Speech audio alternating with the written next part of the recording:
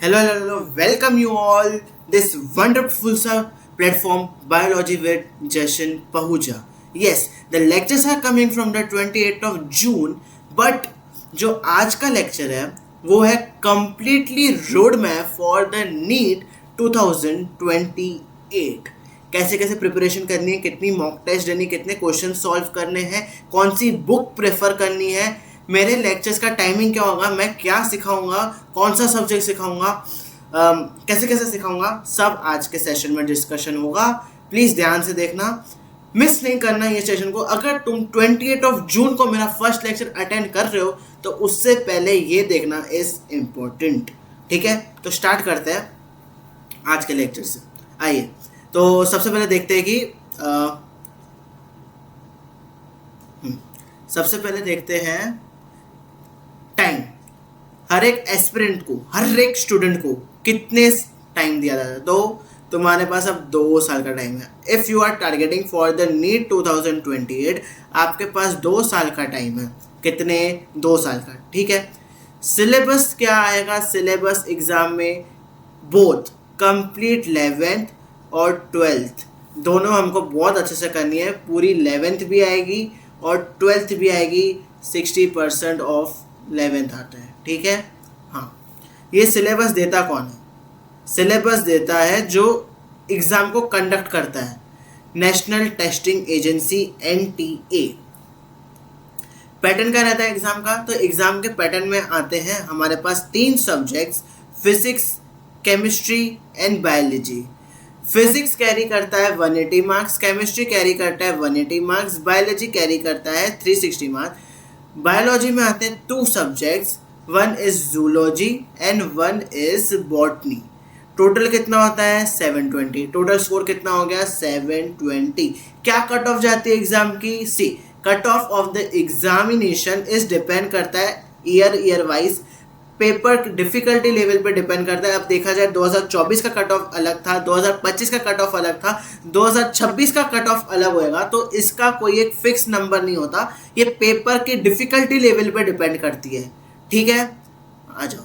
तो अब नेक्स्ट बात करते हैं सब्जेक्ट्स की. सब्जेक्ट जैसे कि मैंने तुमको बता दिया, एक होता है फिजिक्स, एक होता है केमिस्ट्री, एक होता है बायोलॉजी. केमिस्ट्री में आते हैं तुम्हारे पास 3 सब्जेक्ट. 3 सब्जेक्ट कौन से? फिजिकल केमिस्ट्री, ऑर्गेनिक केमिस्ट्री और तुम्हारे पास आती है इनऑर्गेनिक केमिस्ट्री. बायोलॉजी में आते हैं 2 सब्जेक्ट्स. कौन से? Zoology and botany. जूलॉजी में हम क्या पढ़ेंगे? Study of animals. बॉटनी में हम क्या पढ़ेंगे? Study of plant.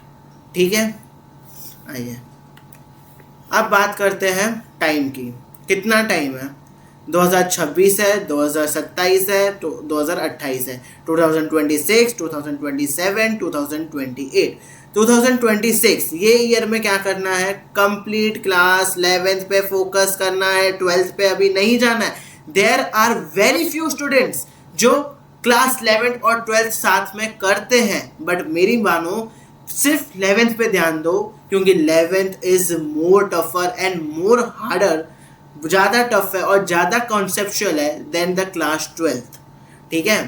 तो अभी 2026 में हम क्लास 11th पे फुल फोकस बना के रखेंगे, इसके कॉन्सेप्ट पे अच्छे से रिवीजन करेंगे और मॉक टेस्ट भी देंगे. फिर जाएंगे 2027 में. तो 2027 में हम बात करेंगे किसकी? क्लास 12th की.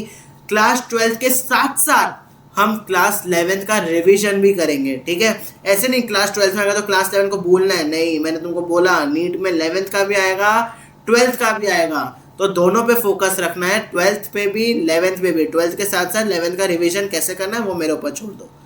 ज़्यादा से ज़्यादा फोकस करना है किस पे? मॉक पे.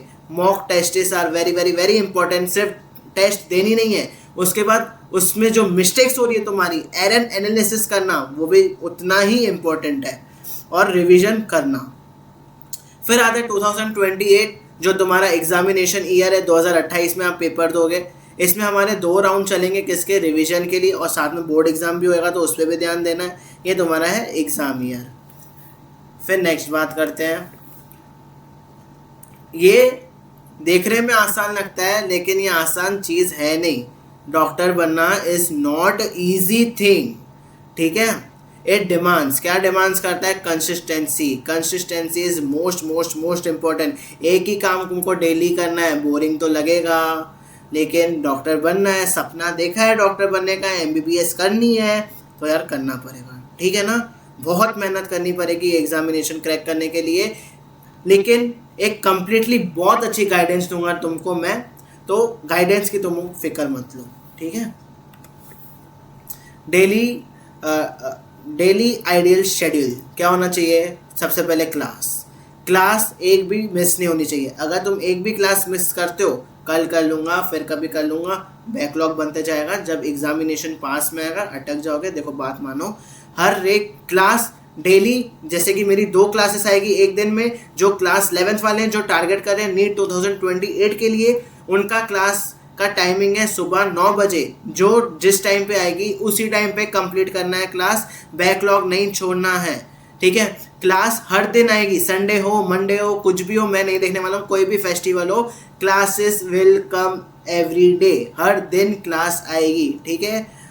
तो एक भी मिस नहीं करनी है। क्लास के साथ साथ तुमको नोट्स भी बनाने, सिर्फ क्लास देखने से कुछ नहीं। हाँ, एक बार बता दूं, मैं ऐसे लिख के नहीं आऊँगा, आज तो चलो रोड मैप है, इसके लिए मैं पहले से ही कुछ नोट्स बना के आया हूँ, लेकिन मैं जो लेक्चर्स लूँगा उसमें ऐसे बना के नहीं आऊँगा, उसमें हम लिख के ही करेंगे। तो उससे क्या होता है कि तुमको ज़्यादा अच्छे से दिमाग में बैठेगी चीज़ें, ठीक है।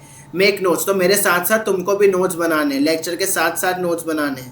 फिर जैसे ही लेक्चर ख़त्म हो जाएगा तुमको PYQ सॉल्व करने हैं। तुम्हारे पास कोई कोचिंग के मॉड्यूल्स है तो वेल एंड गुड, अगर नहीं है तो तुम मेरे को इंस्टाग्राम पे मैसेज कर दिया करो, मैं तुमको बुक्स बता दूंगा, बेस्ट बुक्स है मेरे पास, ठीक है।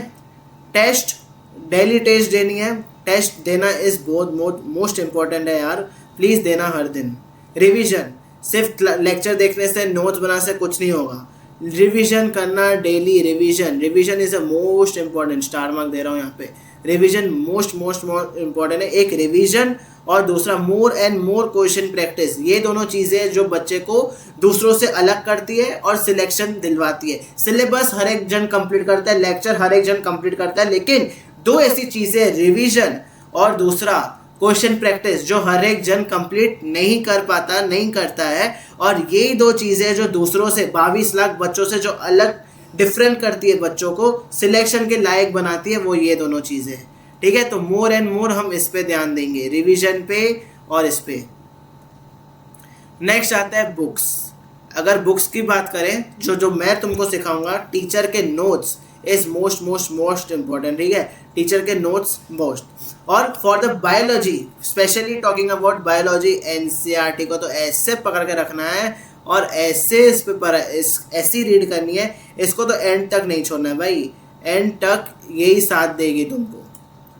DPPs मैं तुमको लेक्चर के बाद प्रोवाइड करूंगा अपने व्हाट्सएप चैनल पे और इंस्टाग्राम चैनल पे।